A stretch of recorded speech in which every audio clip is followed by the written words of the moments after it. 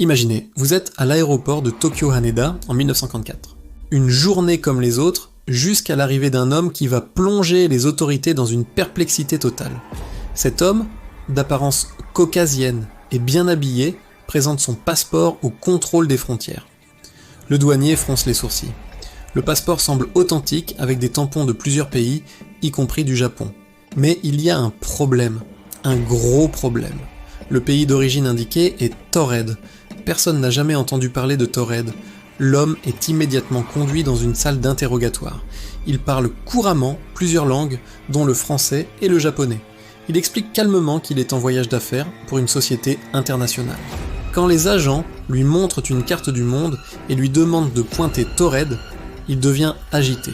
Il désigne la principauté d'Andorre, entre la France et l'Espagne. Il est catégorique, cet endroit s'appelle Taured et il existe depuis plus de 1000 ans.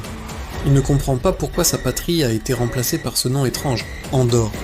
Les douaniers sont de plus en plus troublés. L'homme possède des documents qui semblent tout à fait légitimes. Un permis de conduire de Taured, des chéquiers d'une banque inconnue et même de la monnaie de son pays. Il prétend être à Tokyo pour un rendez-vous professionnel. Les autorités contactent l'entreprise qu'il a mentionnée. Problème, l'entreprise existe bien à Tokyo, mais elle affirme n'avoir jamais entendu parler de cet homme. L'hôtel où il dit avoir une réservation n'a aucune trace de lui. Le mystère s'épaissit. Face à cette énigme insoluble, les autorités décident de le placer en détention temporaire dans une chambre d'hôtel proche de l'aéroport en attendant de tirer cette affaire au clair. 2 gardes sont postés devant sa porte toute la nuit pour s'assurer qu'il ne s'échappe pas. La chambre est au 7e étage, sans balcon, et la seule fenêtre est solidement fermée et verrouillée de l'intérieur. Le lendemain matin, lorsque les gardes entrent dans la chambre, c'est le choc. L'homme a disparu, il s'est volatilisé. La pièce est vide, la fenêtre est toujours fermée de l'intérieur, la porte était gardée en permanence. Et pour couronner le tout, tous ses documents personnels, y compris son étrange passeport et son permis de conduire, qui avaient été placés dans le coffre-fort du bureau de la sécurité de l'aéroport, ont également disparu, comme si l'homme de Taured n'avait jamais existé.